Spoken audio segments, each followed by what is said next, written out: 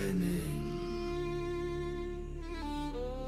Blount County started it. Blount County started it. Kentucky doubled down. Gunner and Sharon are finishing it.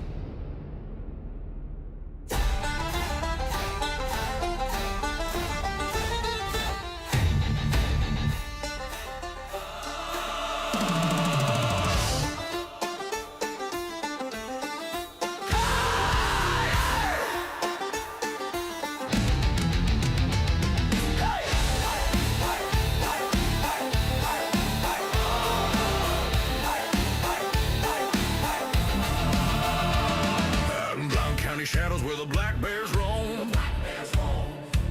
They kicked in Gunner's door trying to steal his home. No war and no crime, just badges and a grin. But they forgot one thing, mountain men don't bend. He looked them in the eyes and said, you just signed your fate. You touched my blood, now feel the reckoning's weight. Hear the Smokies roar. In Kentucky weep. Hey! This is the reckoning. Gunner Evers calls it down. Blount County burning to the ground. Kentucky CPS on their knees tonight. Retaliation thieves gonna lose this fight. The reckoning is here. Wake up, America. Draw me for every stolen child, for every mother's tear. The reckoning is here. Sharon stood like stone when Kentucky crossed the line. Took her babies for revenge, thought they'd break her spine. But every tear she cried turned into molten steel. Molten steel. Forged a blade called justice that no court can conceal. From Maryville to Frankfort, the corrupt began to run. They woke the sleeping giant, and the reckoning begun.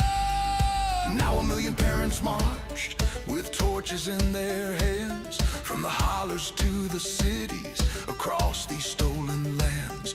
Gunner's voice on the podcast was the battle horn blast.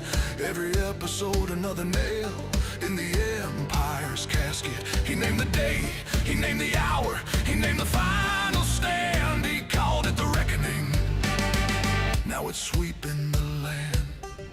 This is not politics. This is not left wing. This is not left or right. It's not left or right. This is the line in the dirt where parents say, not one more child tonight. Gunner Evers drew it. Sharon Evers holds it. America crosses it together.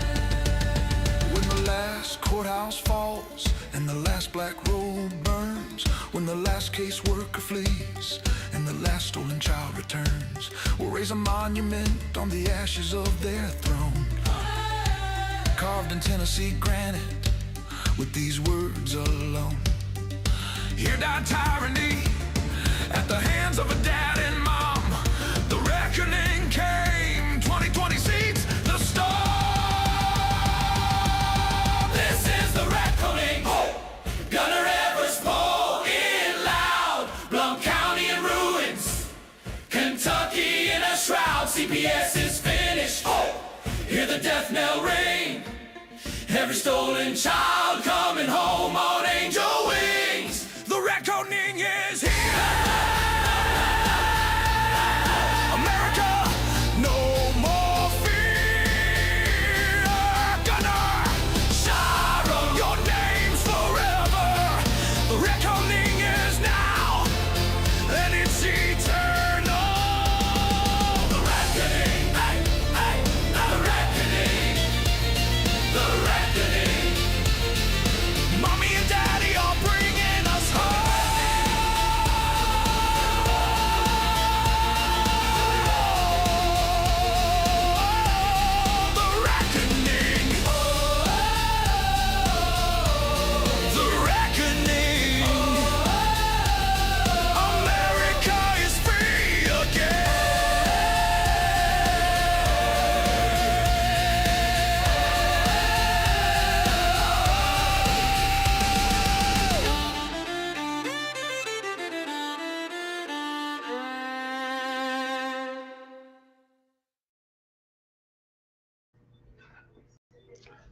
Well, who are we going to piss off today with our knowledge and education that we share with you? Hi, welcome to Gunning for CPS. I'm your host, Gunner.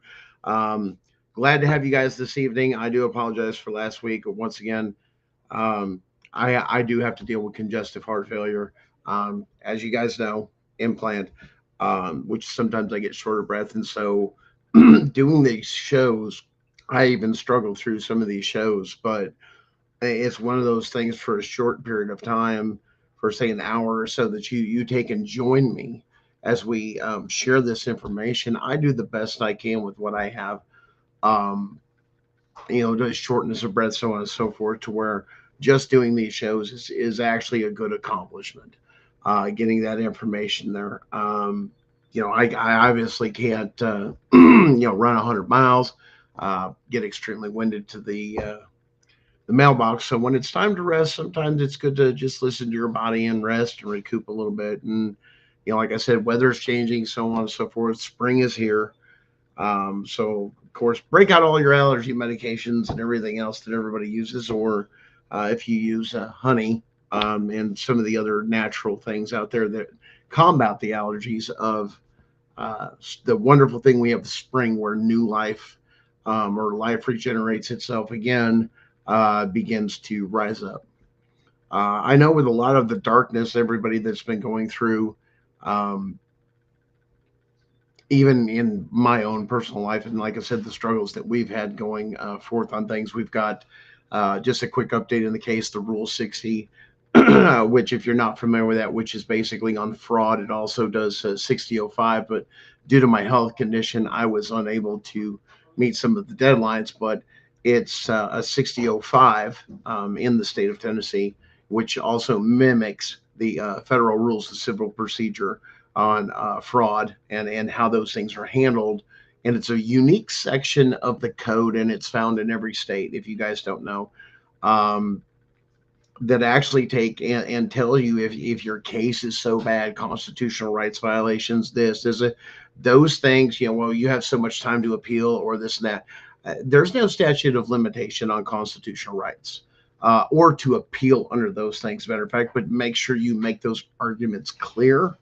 Or there are things under the 60.05. Once again, I could document everything with my medical records. But they took advantage of that. And once again, they prey on all sorts. Those that are, strong, and then all of a sudden something happens this week, and they're trying to fight. And like I said, they have nothing better to do than kick people when they're down, because they sure as hell don't do their job. But the mass amount of corruption that I've seen, and I've lived in this part of East Tennessee for almost 20 years, or right around 20 years. And it's not the same town. It's not the place that I came to for peace and quiet, to live this particular way of life, to be left alone. And I have watched greed, money, and the push for progress to make more money just consume my, where I live. And it's sad. And with that money comes greed, corruption, people that just want more and more. It's never enough. And others that have power. Now, I know we're coming up on an election year um, in our particular county for certain things, as well as across the state, and everybody's out campaigning and campaigning hard. If you don't know, Marsha Blackburn obviously running for that. We have Monty Fritz. Monty Fritz is, and this isn't the unfair advantages. I'm telling you about this corruption and how it goes to the top. And this is what we expose and we educate you. See, under the rules under Tennessee, if you're a sitting senator or congressman, something like that in the state, you are forbidden from fundraising. But if you're a U.S. congressman or senator, oh no, you can raise as much money as you want. And this is the unfair advantage, to where this is not equal. And to be honest, if I was Monty Fritz, and if that became a big issue, which obviously it is, he's limited on funds and fundraising. He has to do it all out of his pocket. And that's pretty crappy, or other people pay for it. It's not a donation. Hey, we just want to sponsor you. No cash, as some of these others get. But when you have others like Marsha Blackburn, those rules don't apply. And that's one thing I think, especially in Tennessee, that needs to go both ways, especially when you have people that have been served locally, we'll say, for example, then ended up getting a Senate seat or a congressional seat in the U.S. Senate, in the U.S. House or Senate, that the same rules should apply to them as it does those that serve in the state. Because the role that's coming up is governor. And there's a lot of things in there that, yes, we should have term limits. We should have a lot of these other things, which all of you, I'm sure, agree with this. And this is one thing that, to be honest, our founding fathers actually screwed up in some ways, but they didn't change it. But actually, if you go back and look at the history, the congressmen and senators never got a salary. They only got a per diem, which was phenomenal. Um, because it then put it at their cost. The idea was to serve in Washington for what you had to, and then through here. Now, does that need to be updated? Yes. That's probably one of the reasons why, because of updates. But at the same time, now we have planes, we have virtual, we have so much stuff that we don't have, and our laws have not kept up with that. And I think that's one thing, especially too, that we need to correct, because a lot of these won't even show up in Washington. They will do things, try to do things remotely. They especially did this, especially during COVID-19 lockdowns, as you guys know, as well as a lot of stuff in your local areas when that happened, and what kind of detriment, let alone the stuff we found out about those lockdowns, should just shock everybody. But I guess the one thing that shocks me is now that the Epstein files, things have been released, this and that, the Diddy stuff's out there, all these other things that are going on. And then you've got, and we've talked about this before, why the Attorney General Pam Bondi actually turns around and says, I can't arrest everybody in the Epstein or people that are guilty of crimes that I would actually pursue, because it would tear down our infrastructure. I'm, to be honest, with everything I see today, I don't think that's a bad problem. And I mean, what do you guys think in the comments? You guys are awful quiet tonight, but give me your thoughts in the comments. I mean, do you think we should just let it down? I mean, me personally, burn it down. Let's make a bunch of corrections of stuff we know is wrong. Number two, let's clean this up and make sure that every state code, every state statute, every policy, procedure, so on and so forth, both in the federal government and in the state government, is constitutional. Because here's what I'm going to tell you, and this is looking at, and I've looked at a couple states, it would strip away a very large chunk of powers they have delegated themselves that are not even constitutional. Now, we've talked about it once again, and I know a lot of people say, well, Article 3, Section 2, Clause 2 of the United States Constitution specifically says that any matter where the state is a party, that means your state, your home state, in any of its sub-departments, government office, local government even, so on and so forth, that the Supreme Court will have original jurisdiction. Now, there's been the Younger Doctrine, there's been the Rooker versus Feldman.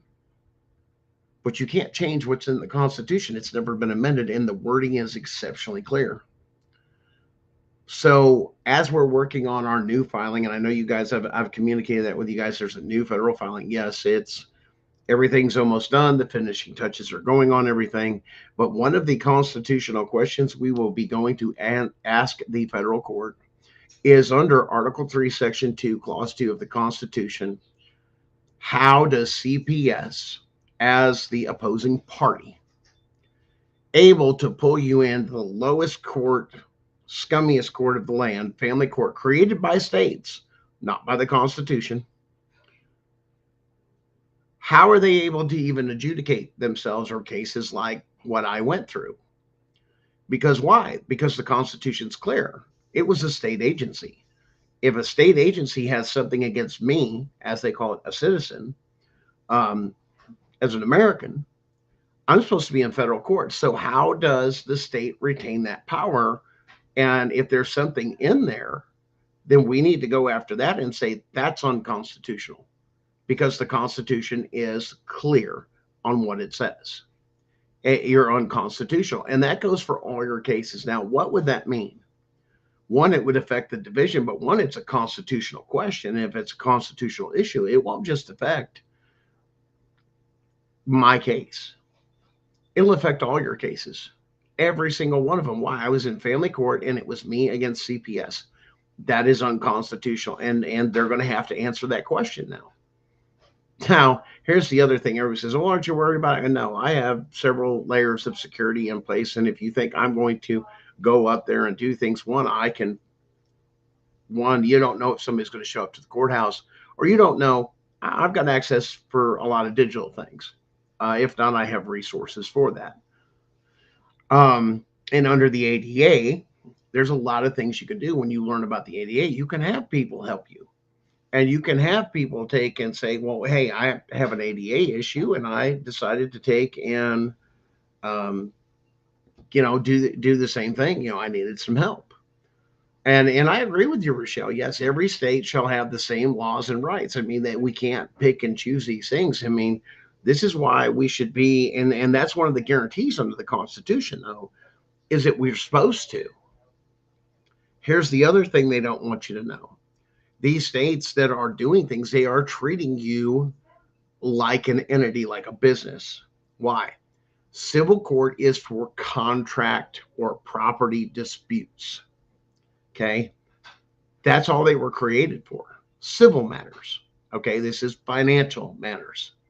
Criminal matters is a criminal court, same thing.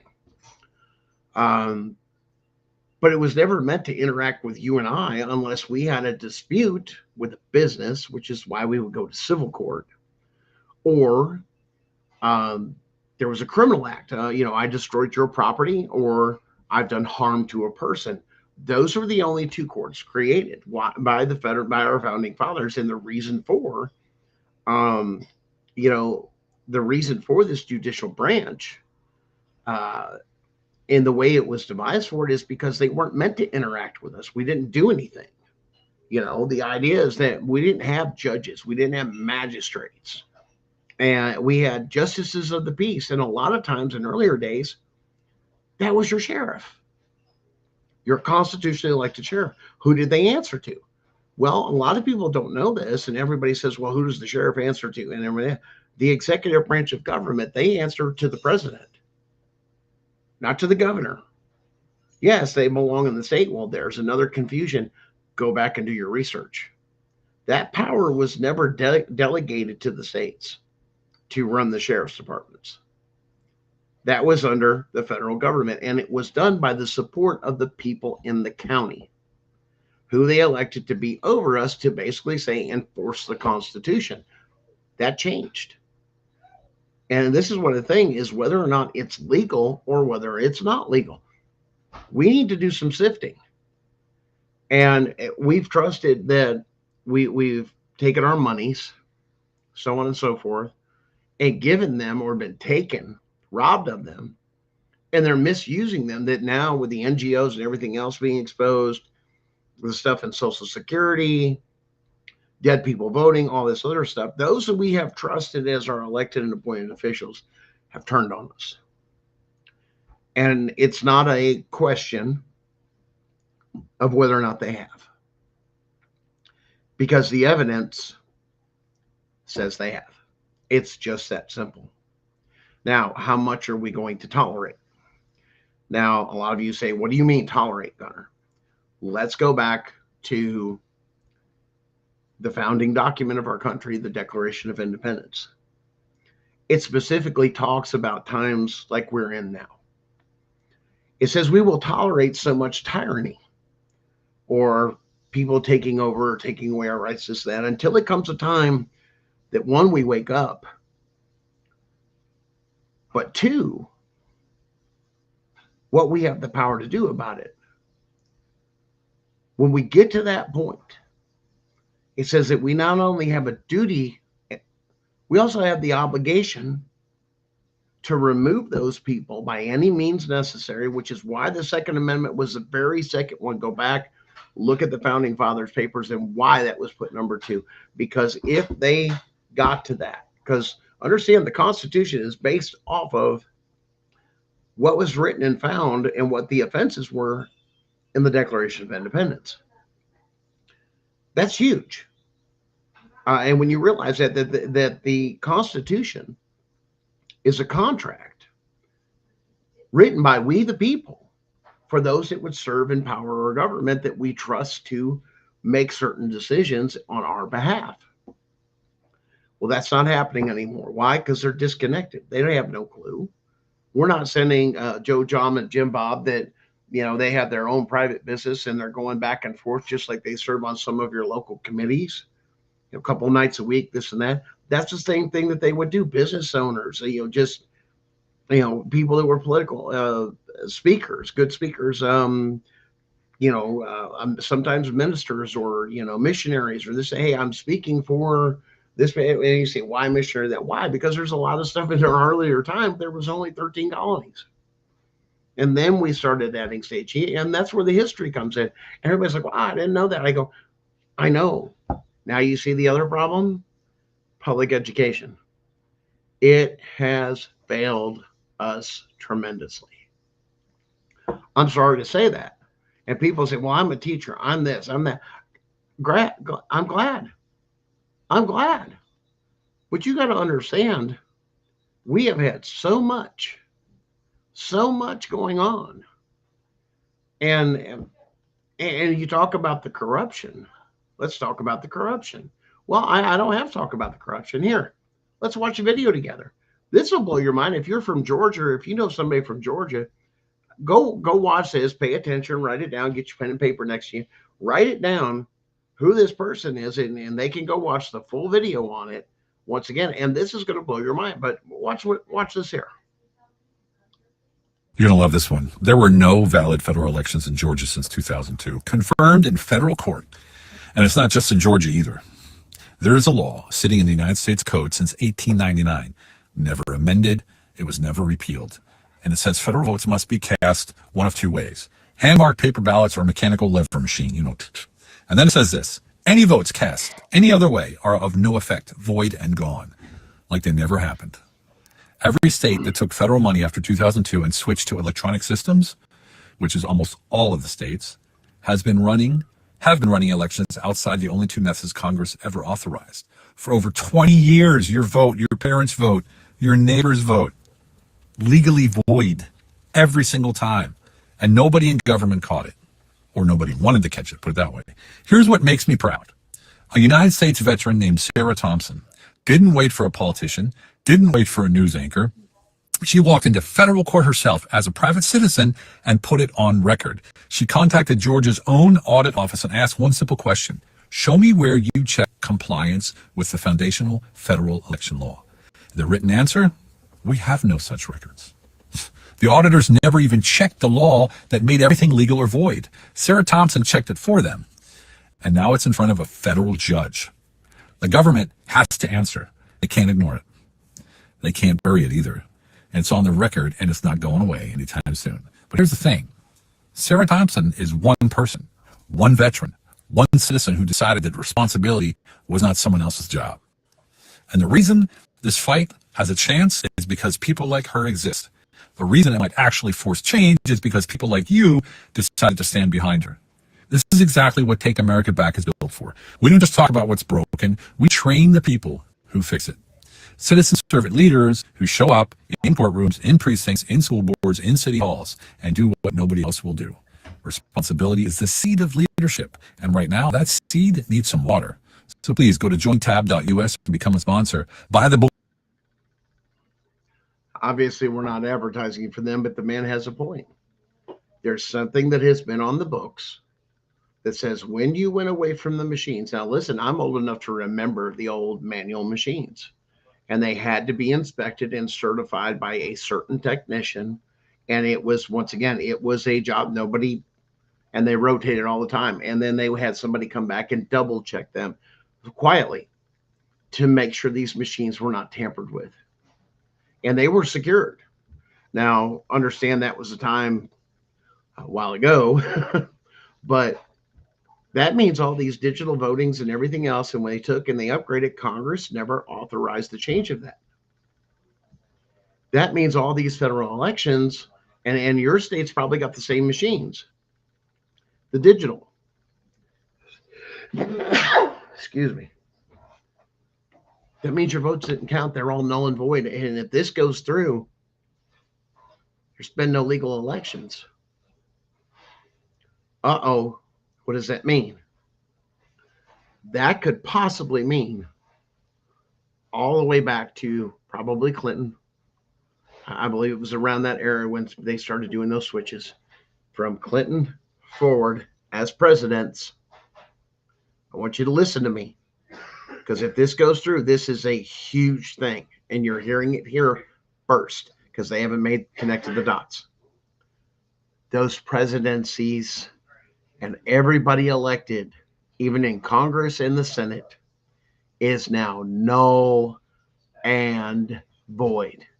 It means we would have to clean house of all elected officials. Now, your state may have something different, but if they have same wording like that, which most of them do, this is where you need to start checking it. And she checked Georgia. Did you listen to the story? She checked Georgia. What does that mean for Georgia? It may mean for Georgia that anybody that's been voted in or currently sitting in office in Georgia now has to be removed. That case alone there may trigger martial law across the whole United States and tear this whole system and collapse it down. One person. 20 years.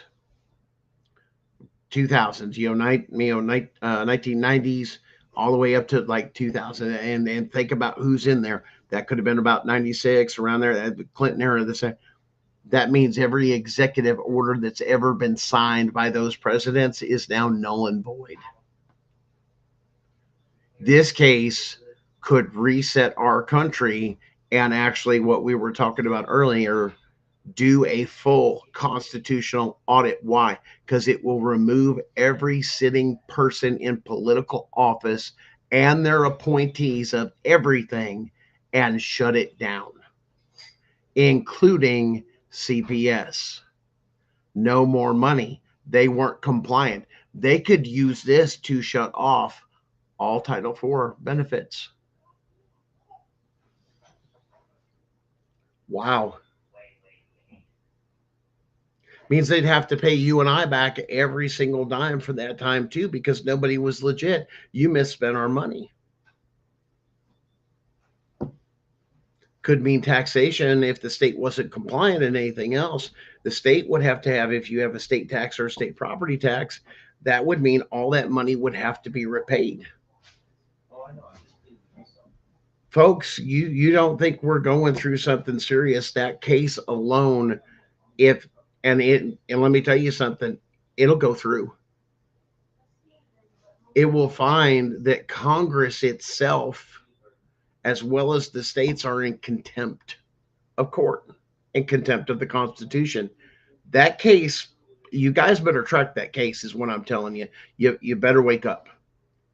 Track that case, because it could mean so much in side effects. They may not think you do it. They may try and cover it up. Of course, they're in power and everything else. But if you know that case is won, you could take that case, put a notice to your state that all elected officials, both local government and this and that, are not compliant, especially if it doesn't line up with your state, and have everybody removed. You could go to court over it. You wouldn't have to. They're all in contempt of court. You're talking about one of the probably most serious cases in our lifetime that would have a resounding effect like you would have never seen. Everything that was passed, every contract that was signed, everything that was done, any agreements and all that is null and void. Why? All federal elections, if you use digital, is now null and void. Wow. I want you to really, really listen to that because it makes all the difference in the world.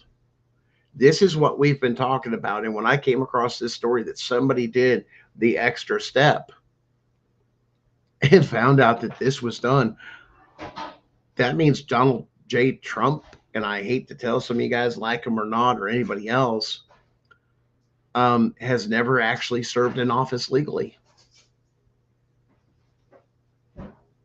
Yeah. You see how big this is? Y'all better wake up because it's not a joke.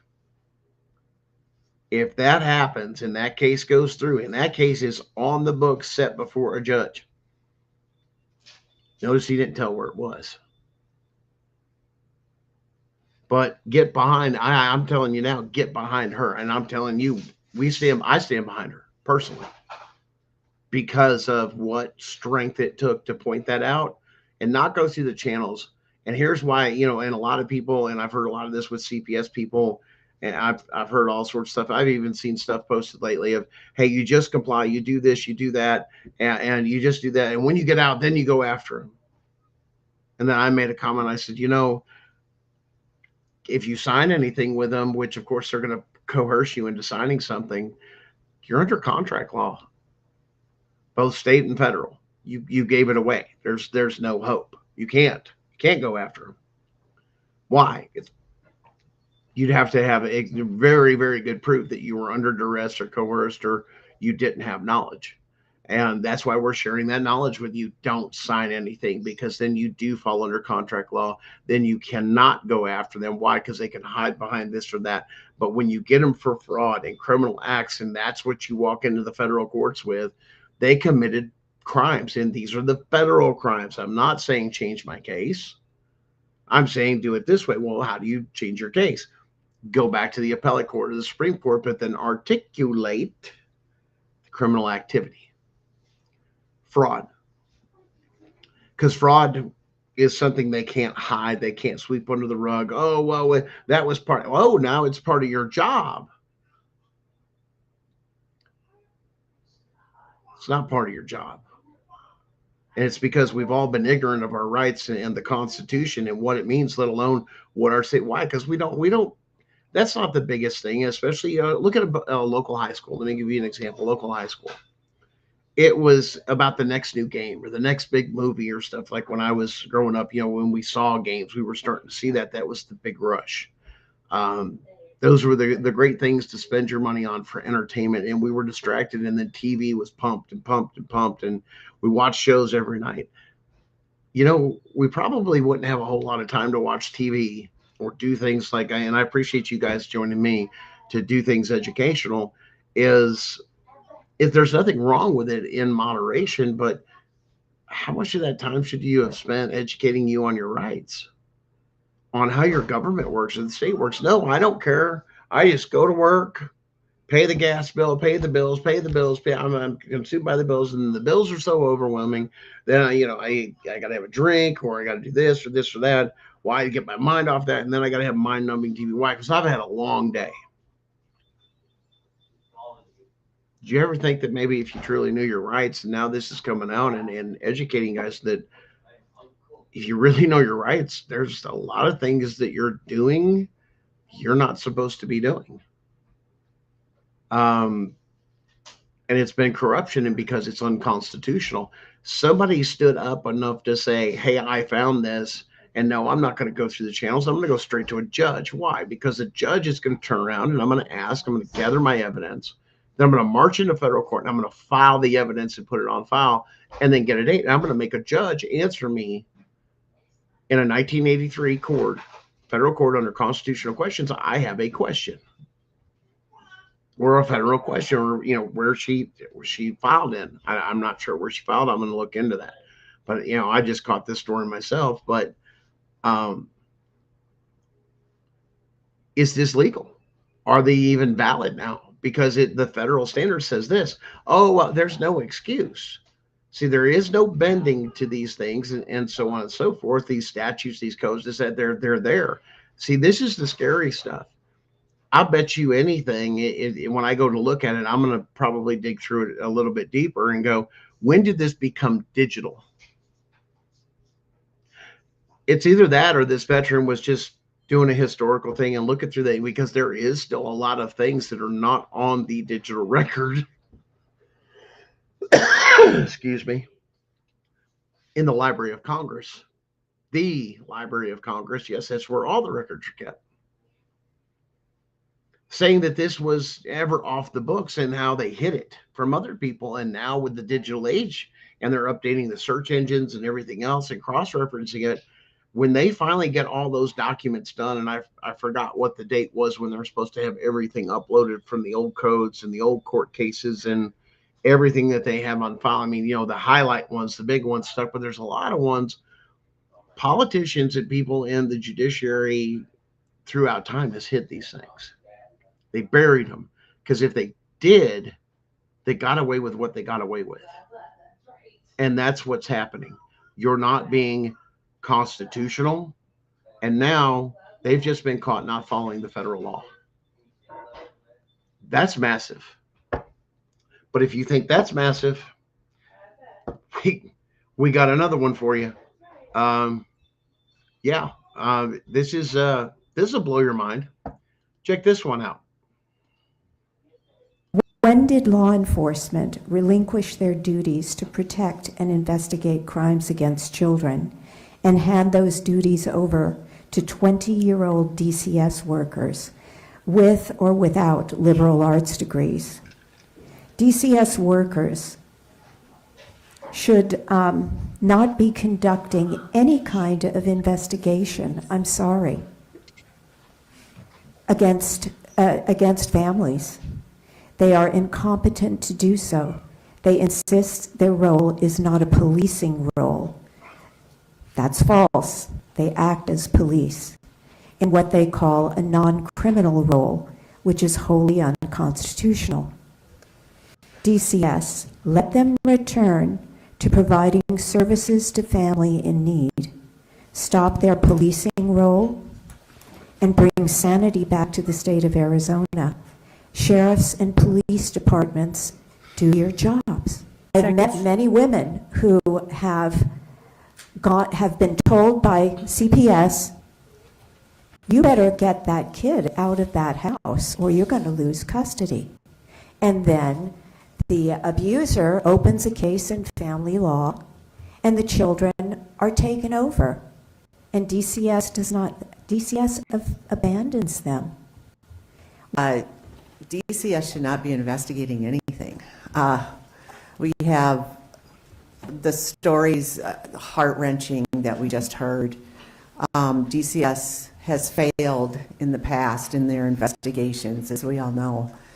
And for this bill to go through and this gives DCS more investigative authority, and they're not capable of what they have now going as far as investigations. Investigations should be left up to Department of Public Safety, the Office of Child Welfare Investigators, which both of those already exist, so it's not like we're inventing the wheel to get some forensic, trained, real investigators in there to, investigate at the beginning of an investigation, follow it through to the end. My child's not. Okay, one right there. I will tell you one thing that I do not agree with is the forensic interviews, and this is why. A forensic interview is theoretical. Things that possibly or should or we know it's possibly going to happen. It's all suggestive. It's all hearsay. There is a big difference between a forensic interview and a factual interview, and there's a reason CPS chose a forensic interview. It's not saying that something could happen or something that has happened. That's not the point of the creation of it. It's to basically give law enforcement the concept of where to look or possibly look for evidence for criminal charges. And after that, it's supposed to end. But CPS says we're letting too many people go and we can make money. And we can take this to civil court where the very stringent things that with the methodology, the things that we have to prove, the bar, if you will, that has been set to go forward with a criminal case, that we can't meet them at all. So let's take it back to the civil court where those thresholds are completely lower. But once again, by each state doing this, that's going to be one of the things that's going to be questioned is, what about Article 3, Section 2, Clause 2? Because I can't face the state or a state agency. That's federal court jurisdiction, not family court. Well, who created this and gave them that power? The states did. So not only have the states not been compliant with federal elections and illegally certifying votes that have not been done to the federal standard,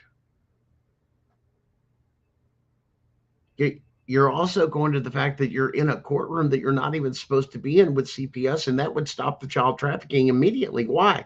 It's supposed to be in criminal court because the charges of child abuse and child neglect, if they're truly found, are criminal charges. They are found in the criminal code.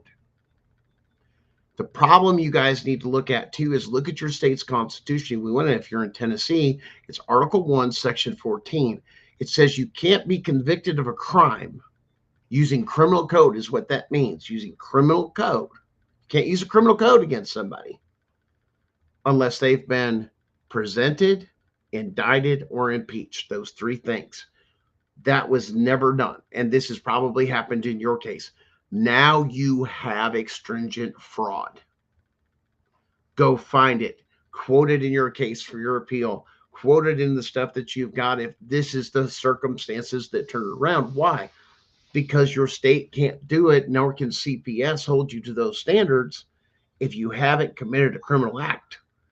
And get somebody to understand it and say, hey, well, here's the thing. They accused me of child abuse. They accused me of that. Okay, run that code and ask whether or not, or find out whether or not that's a civil code or criminal code. Because if it's a criminal code, you should have been in criminal court. Bottom line. But they're getting away with it because people don't know this information. That's why. That's why. That is scary. What do you, this is crazy. Why? Why? I mean, and that's what it comes down to. Now, you're saying, well, Gunner, this hasn't been going on too long and this, that. Oh, no. It got worse because of the federal elections. Our votes weren't really, counted. And everybody says, well, that doesn't, it's the Electoral College. Now, none of the votes counted. How can the Electoral College cast a vote if its popular vote isn't even countable? They have a 0-0. They can't vote either way. But even the Electoral College missed it. But it's been going on so long. Why? Well, let's go to the Obama administration. And if you guys don't follow this guy or don't take in and look up some of his YouTubes for education, I highly recommend this. This guy is awesome.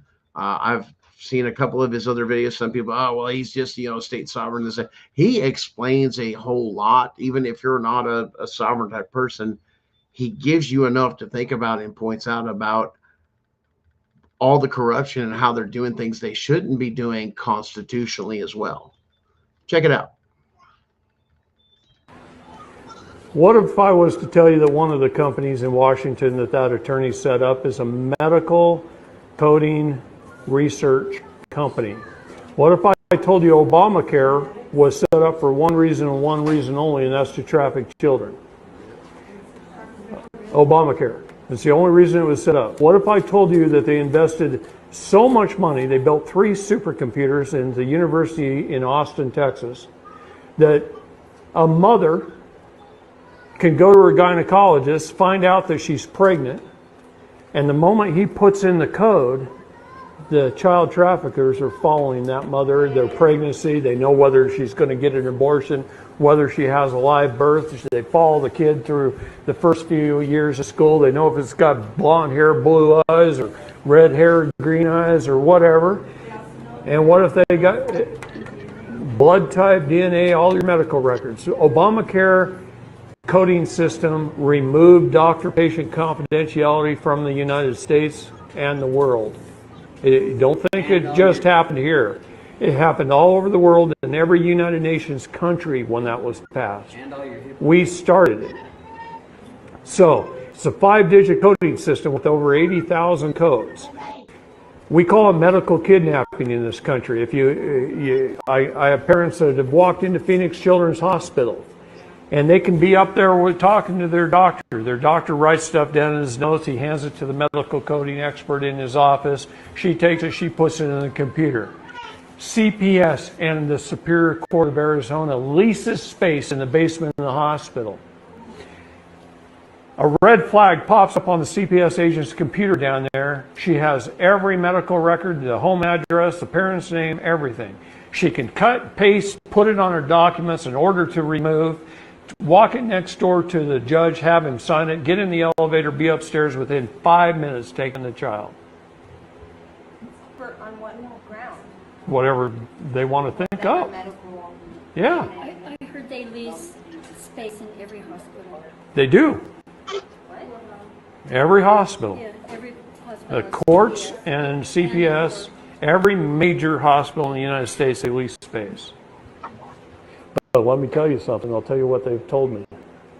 They told me all the evidence that we've turned in the last 3 years, it could take the military as long as 10 years just to take care of it. There's not enough people to even take care of it. Sweetheart, I'm going to tell you there is. And we have a lot of help right now. And we haven't had that help for that long. And I don't really want to talk too much about it, except one-on-one in private maybe. I'll show you some things. Okay? But we have a lot of help right now. I always knew there was good and evil. I always knew that when people rise into a position of power, a lot of times they get very corrupted and they start committing the 7 deadly sins, and then Satan takes over. But what I didn't know until maybe 5 or 10 years ago is that the whole world revolves around child and human trafficking. Think about what I told you about our birth certificates. We're being bought and sold legally to fund governments all over the world. This is why they can afford to be so bloated, to have agencies. They're only supposed to provide us with 19 essential governmental services and no more. They're providing us with 6,000 and forcing us at gunpoint to pay for it. But they're also using our trafficked selves, our trusts, to fund that. Here's one thing about good and evil, both. They both have to disclose ahead of time. That's the universal nature of law. They have to disclose it. And it's been disclosed for a long time. But we just never noticed. We don't pay attention. That's right. We didn't know what No. to look for. Plus, it's like a puzzle. Okay? Yeah. They throw away the box top, Yeah. and then they put one piece here, and Yeah. one piece here, and one piece. And you got to figure out, well, gather up all the pieces, figure out what is a piece, gather up the pieces, and then you got to put it together to see the picture. All right.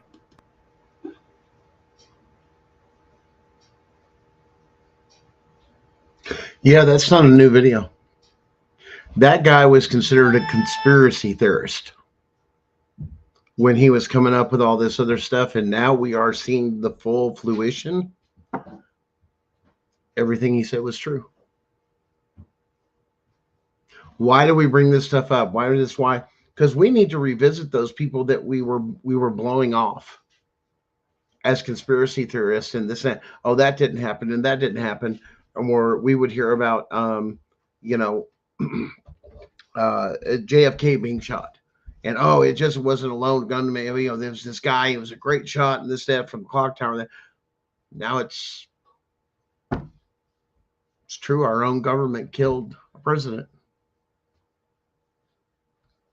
We got to really think about that for a minute. And I think that's where America's at, is that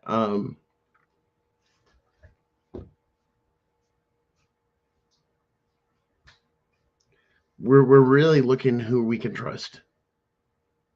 Because now with everything being revealed, well, not everything, but a mass majority of this stuff, the Epstein files, MK Ultra, Martin Luther King, all these other things that were revealed, and now the election stuff. We haven't even had a real election.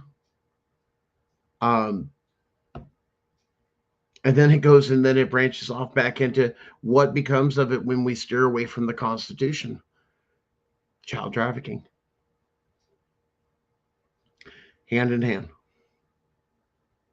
Get evil people to take in and get control of things, or people that have a motive, or they can blackmail them on Epstein Island. Now I have control. It's not about money, and we'll let somebody else handle the money. Somebody else do it. I just want the tapes. But what do I get for the tapes? I'll put you in power. See, it ain't the person that we see we've got to worry about. It's the person we don't see that's pulling the strings or benefiting.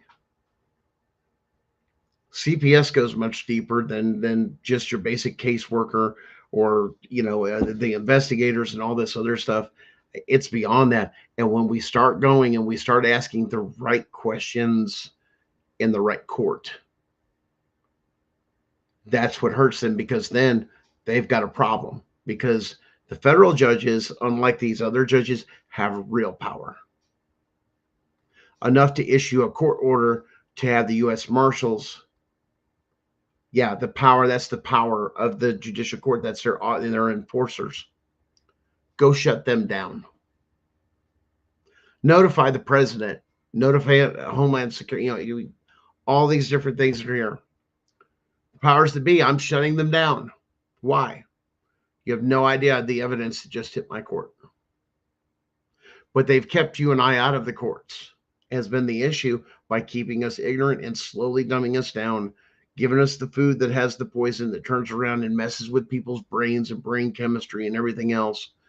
And, I've seen people over the years that it was almost like a tradition going to fast food places and this and that, let alone we'll say the cursed M, or the number 3, we'll call it, and watch those people do that and then get sick. And it's crazy. And guys, I'm not ignoring you. I see you out there. You ought to see what the Wexler family, how is trying to do with the AI and the family court system. Yes. Justin, one thing for a lot of the legal community is trying to stop this AI revolution. But once again, it's practicing law. It's doing this. Well, let's put this in. Okay, well, you have a basic system. What you build from there is your thing, but having something already put together and selling it, that's a whole nother thing. But it's funny that all the libraries and some of the other ones of these big law places, they go out there, hey, we've got our own AI and it's designed just for the law, and they're giving them to lawyers. But you had some lawyers out there that were getting caught using stuff like Chat GPT, and then understand nothing about coding or any of this other stuff, and so on and so forth. And there's others, like I said, you've got a basis of just a plain, hi, how you do? I'm an AI, I can learn, and go from there, and you can build stuff on your own. And it's evolving so fast, it's hard to keep up with. Rook, I got you there. Let me go through here. Yeah, took your babies in a parking lot 8 months ago. No drugs, no drug tests. We literally did nothing.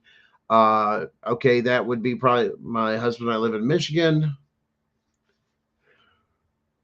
On our way through Ohio to Michigan. So they were taken in Ohio. I guess it's the question. You're a resident of Michigan, but they were taken in Ohio. And where did you fall asleep? That would be the other thing, because that's what rest stops are for, is to sleep in your car or anything else if you're having a long trip and you're trying to push through, especially if you've had a family emergency or something happened and you got to get back or something like that, and you just need to sleep on the road. And now, if you want to fight that in court of saying, and you're dealing with that, then that's called discrimination. Why? Because do you know how many truckers stop to sleep, especially at rest stops, and let alone the on ramps, the off ramps, and everything else? That's discrimination. So you have special rules for commercial people, but not for, thing. And these are just common sense questions that you ask of saying, and it's putting two and two together. Is it discrimination? It fits the definition. What did I do wrong? We stopped, we got tired, we took a nap. Now, if you're parking on private property or something like that, or a gas station, in that area, you don't know, ends up having a lot of drug problems. They think you're high on drugs or something like that.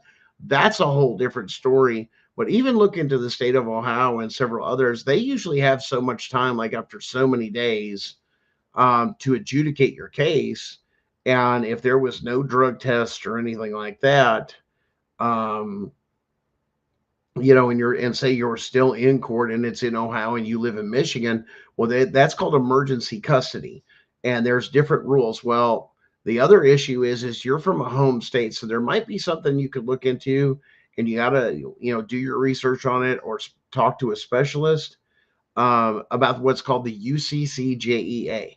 In other words, your home state is here, but another state did this here.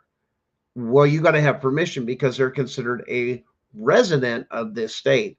So that's something you actually take to a federal court of saying, there's no crime, there's no reason to take it, there's no drug test, there's no this, and I'm a resident of another state. Now you have, and this is where some people will get in there. This is where some of those state sovereign people get some of that. Why? I'm not a resident of your state. You don't have jurisdiction over me. See, my license says here. We now have a jurisdictional question or issue. Get your butt into federal court. And the reason I tell you get into federal court under 1983, and this is not telling you to do this. This is telling you it's the only one that has jurisdiction. You can't ask your state to do something they're going to get away with. You have to go to the federal court and say, is this legal? They did this with no crime and then stole my children because I was visiting another state and I was traveling through and there was no crimes. There was no criminal act. Nobody was in danger. We were all in the car. The doors were locked. Was it cold? Yeah, but it was warm. The car was on. This one was sleeping. This one was over here. We were all just kind of taking a nap. And if you say I can't do that, then why don't you come over here about midnight, 1 o'clock in the morning, and look at all these truckers lined up through here at this rest area or other areas they pay for, like at truck stops. They have places that they can park, or they'll allow them to park. But you would think that safety was the biggest thing. Is, hey man, I need a nap, man. I'm just exhausted from the road. My eyes hurt. I need to take a break.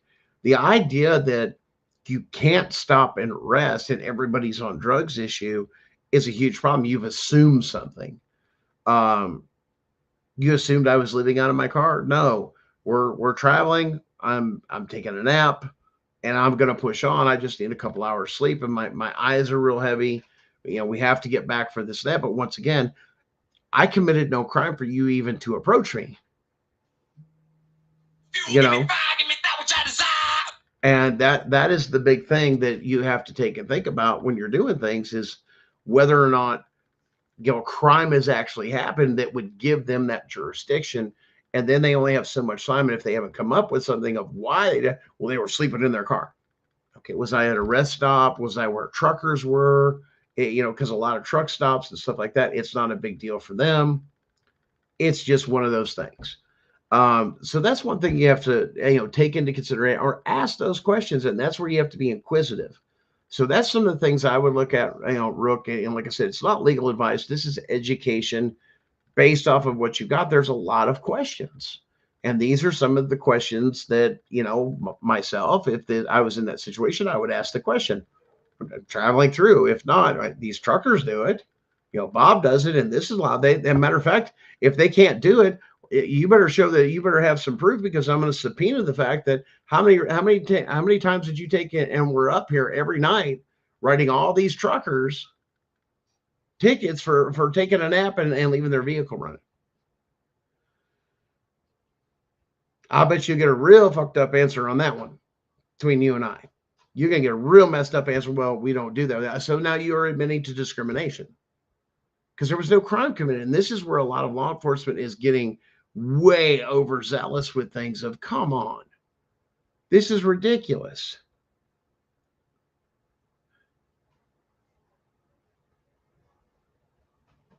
Well, like I said, if you've got that stuff, Rook, I would take that. Like I said, there's something called the UCCJEA that a lot of people won't talk about, and that's whether or not they have jurisdiction. If they say the kids had to be in harm's way, one, and if they're not doing that, then you have the opportunity. Like I said, there's several things you can do.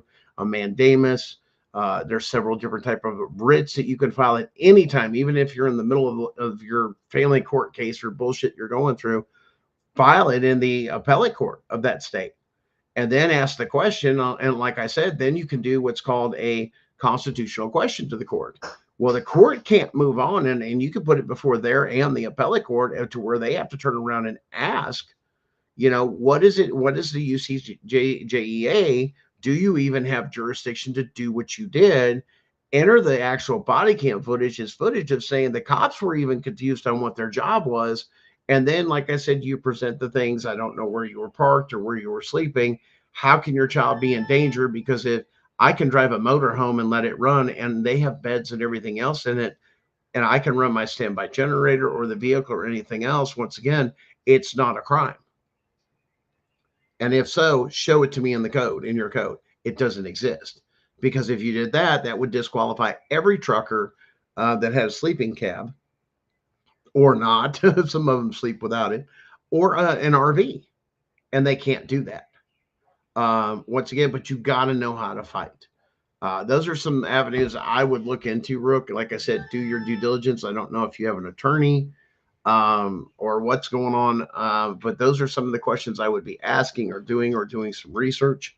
That's very important. Now, one thing to take it going, I don't know if you guys have kept up with things, but there was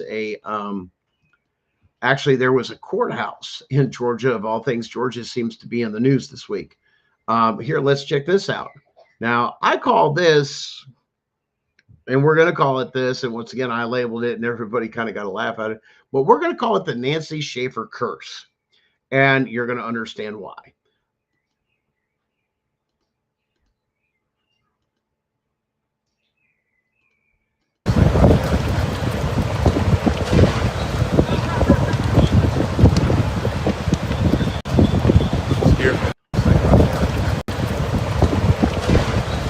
Oh yeah, there we go, up close and personal. Here. That, ladies and gentlemen, is a historic Georgia courthouse. Now, my person did not get back to me, but there was scuttlebutt that turned around and said that that possibility was the older courthouse that was used as the juvenile or the family courthouse. The newer one, I believe, from my understanding, from what little bit we got, it didn't get by my one source that was supposed to get back to me in time. Say whether or not that there was a new one just down the road from that. And like I said, that's why that was called the historic one, and it was still used.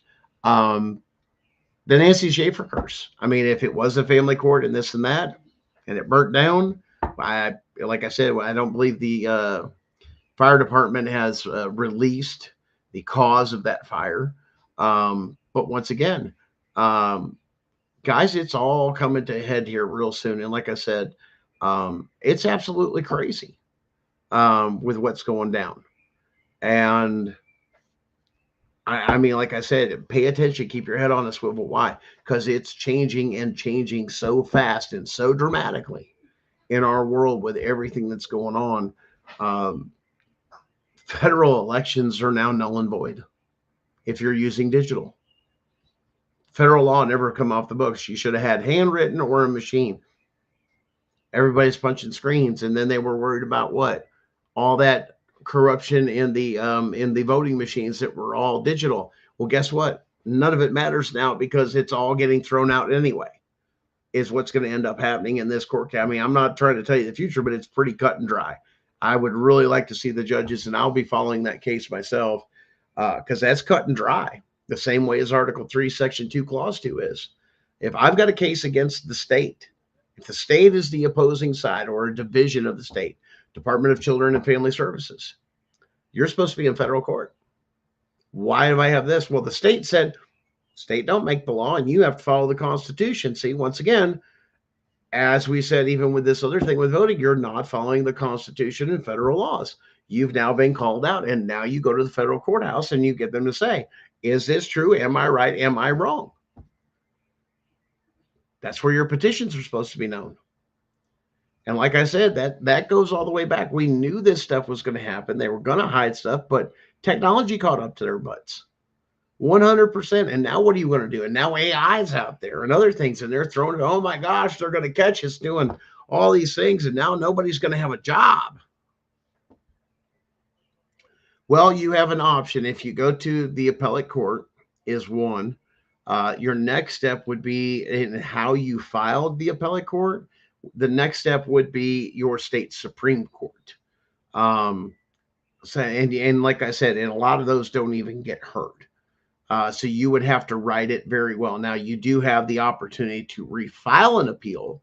Like I said, there is if you do have intricate fraud, such as, or massive crimes, felonies, such as a Fourth Amendment violation. Hey, where's the warrant? Where the CPS worker come into my house. Matter of fact, they use their own fax report against them. Why? Because it says right in there, they were in my home. Where's their warrant? I can, if you guys look at past shows and so on and so forth, and here's the other thing. Well, they come in, they question my kids, or, well, they said that they can do that as part of their policy and procedure. Well, now there's a huge problem because you can't override the Constitution. Why? But you have to quote this.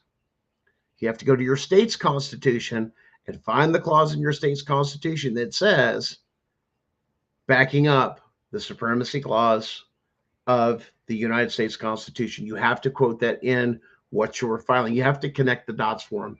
When you write a lot of this stuff, for you guys, especially if you're pro se, sue jurors, make sure you're very abundantly clear. Make sure that when you're filing motions, you're doing memorandums of law. And even if you get a decision and you write back to the judge, Your Honor, I need clarification, because each one of those motions, you have to address each one of those motions. If not, that's enough for an appeal. And if they have to address the motions with your memorandum of law, they have to contradict, or they have to say this doesn't apply here, or this or that, and have it detailed in the final order. They don't want to do that in family court, and they think you're too dumb to figure that out. That would be something to go to an appellate court to. Now you're talking about extrinsic fraud. Why? We have a massive constitutional rights violation from the start. Well, okay, well, what does that mean? If you commit a felony, and in some states, like I know in Kentucky, if you file a false report, or even the CPS worker files a false report to go to court, that is a Class D felony. So if your case started with a felony or a constitutional rights violation from the inception, like we're talking about, Rook, you were talking about, that would be extrinsic fraud. You would qualify for what would be considered a Rule 60. Hey, you didn't have probable cause or the right to take my kids, or you falsified a report to CPS with this and that, and you created something. No crime was committed to even give you probable cause to investigate. Who led it? The cops. Therefore, CPS was taken. Now you're looking at fruit from a poisonous tree doctrine. Understand these doctrines. They make a lot of sense. They have to hold to them, and they have to address them. Now, after you've gone to the Supreme Court, if you've exhausted all that and you go to, say, the Supreme Court and say you did have a Rule 60, you could file under what's called a Rule 11 in Tennessee, and that's to get the Supreme Court excuse me, to look at it and say, hey, they did wrong. Even the appellate wrong, the court didn't do it, but you have to spell out what they did wrong when you file in the Supreme Court. And they look at the previous case and the previous case before. Or the other option you have is you ask for a judicial review before you go to the appellate court, and you want it done by the chief judge. I want the chief judge's office. What is the chief judge? A lot of people don't understand that. That is who sits on your Supreme Court of your state. One person is elected to serve for a certain period of time, that when cases come up like that for review, so let's say, hey, I want a judicial review, but I want it done by the, why? Because it's not the job of the appellate court. That's the job of the Supreme Court. Yes, it will go to the Chief Justice for review. It's kind of like getting Supreme Court before you go any further. That same option is available to you guys. These are the options they don't want to tell you about. A lot of the family attorneys and a lot of other attorneys don't even know about this, or they don't want to ruffle the feathers. Yeah, see right there, caller ID, that is extringent fraud. Put that together with everything you have. Once again, that everything that you have, you add this by the, produce it. Then that would call, when you did that Rule 60, then that's the power of subpoena. If you're pro se sui juris, you could, if you so choose, is the words I'll use because this is for educational purposes only, you would file a subpoena saying, produce the warrant or the judge's order to see my, the court order signed by a judge requesting to see the 3-year-old. And then if she came in the house, that's a different warrant. You should have had a warrant to come in the house. That family court judge doesn't have the power. The only judges that have the power to do a warrant, you can look it up and confirm it, is an Article 3 judge. Your family court judges are not. Or an Article 1 court. Specifically, in other words, by name, I give this judge certain amount of power for a certain amount of time. These are for special investigations and stuff like that, or committees or whatever, the judicial committees or whatever the powers to do this. We're going to give that to you. We're going to assign an Article 1 judge to you, and they have a certain amount of power to do this. But once that mission's over, that power goes away. Well, you started from then. Once after that, that's where, like I said, no caller ID, fruit from a poisonous tree. Look into that doctrine. You can't commit a crime from the beginning and continue making more crimes and basing it off the first one. You got to stop. It's rotten from the core. That's what we're saying. Fruit from a poisonous tree. The tree itself is rotten. Any fruit that comes off of it cannot be consumed. Now, you want to talk about case law that backs that up. I'm going to give it to you. A warrant is mandatory for a CPS worker. White versus Pierce County, 1980. This case is back from 1986. This is out of the Ninth Circuit Court out of California. You must, or you have to take and turn around and you have to have a piece of paper signing away your rights. Here, I'm informing you, giving you full consent that I don't have a right to come in here. I don't have a warrant, but do you give me permission to do that? And you have to sign it, or it has to be on a bite, but they have to give you full disclosure before they can, and they'll write in there, and they're trained to do this shit too. Oh, they gave me permission to enter. No, they didn't. Where's the waiver? Oh, I'm sorry, Rook. We were just going over some case law. We covered White versus Pierce County, 1986 case. You guys can look that up. A warrant is mandatory for CPS workers. Number 2, question. My children were questioned on my private property against my thing. Now, a lot of states' policies and procedures say we have the right to do this. No, you don't, because it's a constitutional rights violation. Automatic. Why? Well, let me tell you why. Doe et al., like a doe, like a deer, et al., or et al., which is, once again, that's, to everybody after that, versus Heck, Heck, et al. This case is from 2011. And this is in the 2003 U.S. Plexus. You can find it in there. Questioning any person, adult, kid, anything else, is seizure under the seizure part of the Fourth Amendment, is seizure under the Fourth Amendment. So can a CPS worker enter my house and question my children without a warrant? No. No, they cannot. Can they take and enter my house and question my children? Absolutely not. The home state, you're from Michigan, so you're going to look into the UCCJEA, Rook, is what you're looking for. Now, those are 2 things, questioning kids. Now, do kids have rights and everything else? Were your children questioned by CPS or had a forensic interview? Yeah, my kids had all that and this, that. Was there an attorney present for the child? I almost guarantee you the answer is no. Guess what? Regault, small Regault, 1967. Rights cannot be taken away ever. Now, where do I find this at? Well, let me give you some more information. Go to the United States Department of Justice. It's called the Criminal Resource Manual. You can cite these as exhibits, like the Criminal Resource Manual, on your cases, and that's how you get your evidence in, is through your exhibits, and do an exhibit schedule and do a cover letter for each exhibit. If you don't know what I'm talking about, do some research. It's not hard to figure out. The Criminal Resource Manual for the Department of Justice, the highest of the land, in CRM, the Criminal Resource Manual, number 121, specifically covers juveniles and says explicitly, yes, they have Fourth and Fifth Amendment rights. Uh-oh. Tie that together with Regault. Rights can't ever be taken away. So if they have those rights in a criminal, they also have them in a civil. And a constitutional judge, it's not hard to see. Lower court judge, no, absolutely. But once again, argue in the right court. If you need to stop everything in the lower court, say, hey, we're not going to hear this. Oh, no, I don't have a question about family court stuff. I have a question about constitutional rights because my children were questioned without an attorney several times. Here's the day. Here's the proof. Here's their reports saying that they were done and no attorney was present.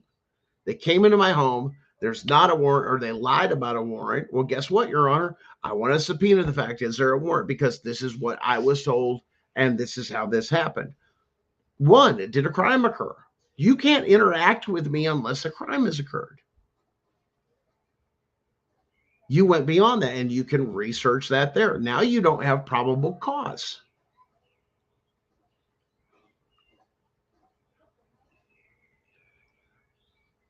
Did a forensic interview on your children on that Saturday. Okay, and they were, well, once again, did they have an attorney?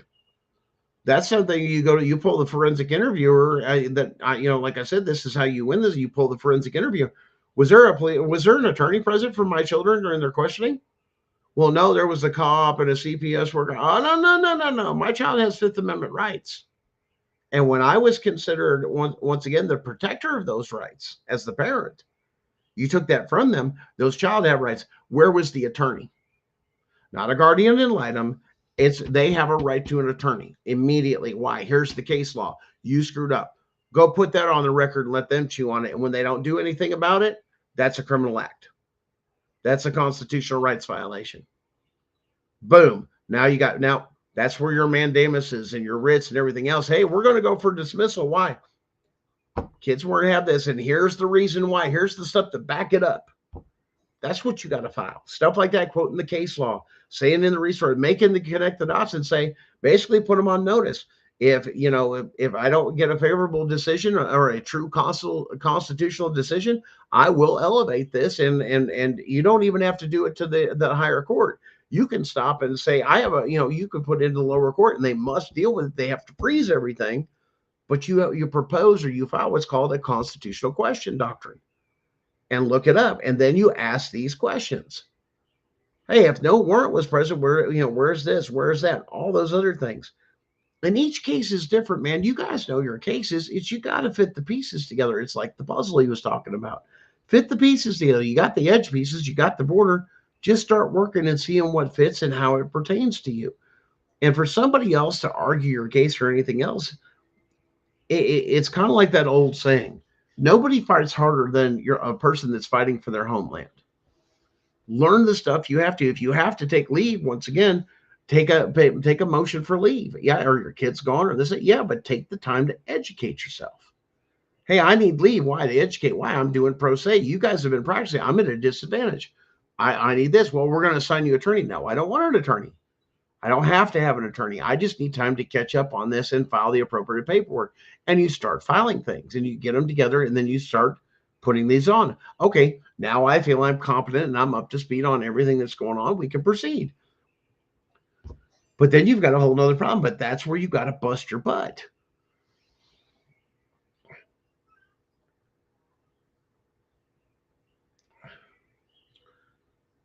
Well, kids are going to be kids. If my kids play outside, I'll be honest with you, Rook. My kids are going to get filthy. Matter of fact, they're going to hose off and try and get a shower. But there's times you're coming back from the beach or you're doing this, you're going down. The kids have played one last time. They were playing in the dirt or this. Kids are going to be kids. And to punish you for that, you just can't. Once again, it's up to you. So what? Well, they have a bath. Yeah, I'm on my way home. The showers were broken here and we're on our way back from vacation or visiting family or this, that. Matter of fact, it's none of your damn business. What crime did I commit? We were here sleeping. Okay, so show me where that's a violation. It's not. Now you took away probable cause. And like I said, there's a lot to it, man, Rook. You got to take and like I said, you got to do your due diligence, file it, put the pieces together, and then articulate it like you're talking to a 6-year-old. And yeah, it is disgusting. It's power hungry stuff. Why? They want that money. They want these kids. You got to understand Epstein and that whole connection, a lot of those things, they burned up. So, like I said, now that whole thing is being exposed and they're freaking out because they've lost all their kids. They've lost a lot of the immigrant kids where they didn't have to steal as much of American kids. Now they're going after them. Rookie, like I said, guys, you guys all know, especially with Rookie, especially give her some, give them some support there. That we all know what you're talking about. It's shocking. It's trauma. It's hell. It is what it is. But like I said, you got to walk through it, man, for your kids. You got to get your stuff together. You got to learn of what's going on and how this works, how it's not working, get the ins and outs and the education. A lot of people wait till it's too late till they encounter CPS. Listen, if you know people with kids, man, you better be talking to them and educating them and get them. Listen, I know you're not dealing with them now, but you may have to. And understand, no, it's not just bad people. It's just not corrupt people. It's not just this, and that. And it's one of those things you need to educate yourself. And like I said, and any of you guys, go back and look at our past shows. We're on YouTube. There's a bunch of shows on there, and it deals from subject to subject, but there are tons of information. There's tons of case law. There's tons of things that we have learned along the way ourselves that we then go and teach you because now, okay, well, now we've got this. Now we figured it out. That's huge. And that's what so many people have is their biggest complaint is, I went in, I paid this lawyer, and then this lawyer didn't do me any good. No, because they're part of this thing they're not going to. They don't need, how many lawyers, family law attorneys with everything I've gone through and this and that I know that are good people trying to make a difference, but they got into the business as usual type thing and caught up into that rather than doing a really due diligence things. But a lot of attorneys too won't ruffle feathers like that because what that does is they have to remember they only see you for a short period of time. If they have a career and this is what they do, they still have to go before these judges. They still have to meet with these other lawyers and this and that. And it's the same thing as anything else at work. And you got to be known. Now there's some that come in there and just kick everybody's butt and do the right thing, this and that. But they're also not the cheapest. But they also know how to win. But they also know not everybody's doing the right thing. They take advantage of that and they charge appropriately. Why? Because it's a business for them. Why? And it's also because if you helped your attorney, listen, man, I ran a business and there were times in our business we had to do things in civil court, and the civil court thing I went through at one time with him, and the guy was kind of a joke with some of the things that just freaking killed me. Is I actually had to tell him, listen, man, I will give you the questions that ask me to win the case. I will give you the evidence you need. Just file it as exhibit, this and that. And these are the questions you ask me and we'll win the case. Okay, great. And when he finally started doing it, he goes, dude, you're like the easiest client. I'm like, well, good, then lower my bill because I'm doing all your damn work. I don't really need an attorney because I know the ins and outs of this to prove my case because it deals with me and my company. I'm completely familiar with it. They hated that. If you want to follow me, I'm not on, you can follow me on YouTube on Gunning for CPS if you want to follow the shows. We also have a page on Facebook, a business page there. My personal is Gunner Evers. I do screen a lot of people, so if you just put something in there, put a message or something, if it's something like that, hey, I'm from the show, I wanted to follow you. We do a lot of information there. I keep the show stuff pretty clean. Personal stuff, I share a little bit of everything.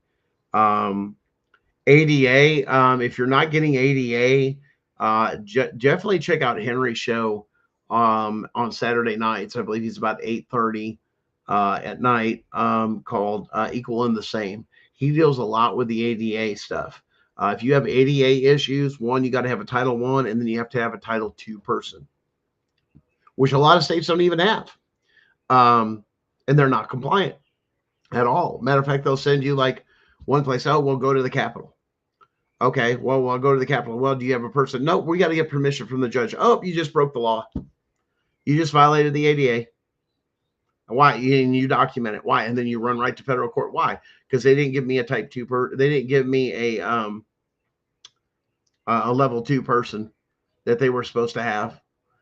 That's the person that actually interacts with you, guarantees it to you. Why? Because ADA stuff, if they do it right, it does slow down the process extremely, especially with things. Hey, I can't hear well. I can't see well, this and that. Can I get something like the words on the screen? So now they have to pay, like, I think one guy said it was like $3,500 a day to have somebody sit in court and literally transcribe for you every little thing, and it pops up on the screen where you can read it. They have to pay those people out of the fees. It's not your fee. That's to accommodate your ADA. And there's all sorts of other things that they have to do based on even anxiety or this or that or these treatments. You got to make sure you have enough breaks. You got to have that. And no ADA was damn given. And when you start catching them, yeah, and they know they've been caught, then all of a sudden that one county all of a sudden hurries up and becomes compliant. But all of a sudden it's like, okay, well, yeah, I didn't get any ADA when I had any of my stuff. And everybody knew about my condition with my heart, and they thought it was a joke. It's like, no, I really have a thing, but I don't have to prove it either. There's the other problem. Well, we need to get medical records. That no, you don't. Under the ADA, you have to, once again, take my word for it. If not, I'm going to federal court and I'm going to report you. Matter of fact, I'll file a complaint with your Title I person and, your Title I person, which is head over your department, and file an ADA complaint, which then it's a state, not a state complaint. It's taken by the state and then escalated to the federal. And then the federal people come in and say, but you got to make sure that they do it, and go, waste so much time. Hey, I want a response. And if it comes back from the state, nope, you done screwed up. I caught you again. Not being compliant. Why? You were supposed to report that to the ADA at the federal level for investigation. Why? It's it's under their jurisdiction, dumbass. Once again, they play these games to cover their butt because they think of it this way. And this has been the best visual, I think, that seems to work for everybody. Think of the lower courts as little brother. Think of the higher courts, the appellate courts, which is a division of the Supreme Court, this and that, as big brother. Okay. Now, and then the federal courts is dad. So if both little brother and big brother are screwing up, dad's going to come in and bring out the belt and whip them right into shape, especially if they aren't done. It's like you will enforce them to do it. That's why we always say fight in the right court, fight in the right jurisdiction. Otherwise, you're not going to do the right thing. And that's a huge thing, because they're not going to hear your arguments, or they're going to blow you off. Well, once again, Rochelle, they still have those records. And if that person doesn't, they're still, they still have to be accountable for their actions while they still work there. It doesn't matter. Even if they quit, and that's a big trick that they would do. Well, they don't work here, so we have this and we can't do anything. Oh, hell no, I can't. I can subpoena her or him and put them under this. I can go to federal court and say they did this or that. You can't brush that. And that's a good way. I've seen them with the cases that I've looked at. I've seen that trick go, especially when somebody screws up bad. Well, they don't work here no more, and all they do is quit, and they move them to another state, and they work for another state doing the same shit. And they just bounce these people around all over the place. And, a lot of times it comes with a promotion. when you actually track some of these people down. And we've investigated some people on that. So, but you guys have a good night, and we'll catch you again next week. And like I said, keep things going with what you got, and keep studying, keep looking around, pay attention to what's going on, and keep it real and get some rest. We'll catch you again next week, guys.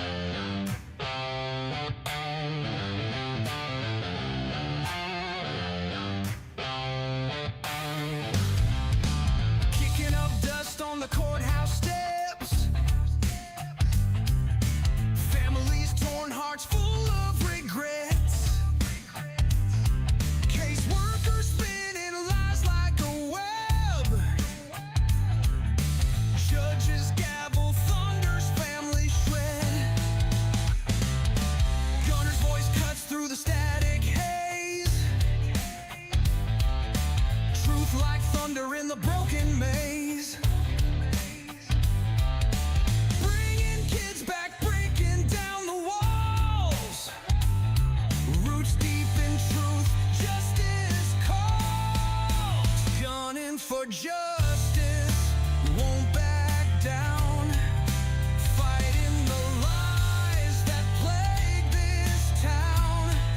CPS corruption, their twisted game. Gunner's here and he's naming names.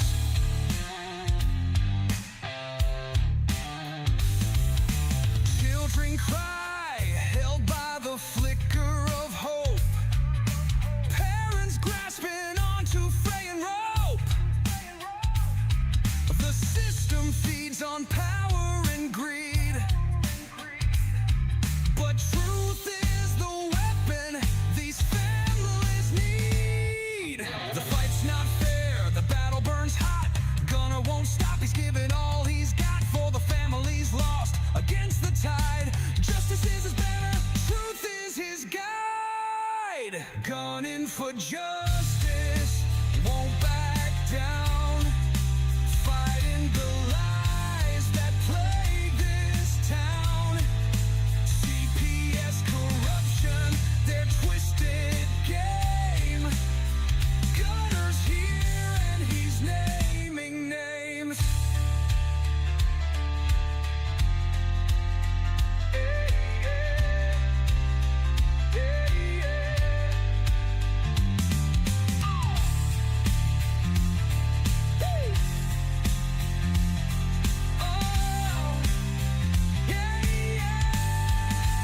Gunning for justice, won't back down.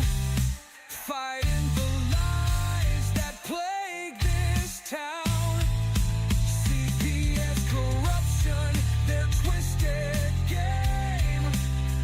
Gunner's here and he's naming names. Naming names. Yeah, yeah. Yeah, yeah. Working, show its course, man. And you want to know if that could the back down, fronting welcome down to repoing side. That's one a welcome down the plane this town, but it's doing welcome down the true this town. For your sucking six when you weller than we seem her. The weather of my ranks of Gilikar, and the weather of your something your pride, and the weather of something of your back, and the weather of something you free, the weather of something you ride back, the weather of something you read.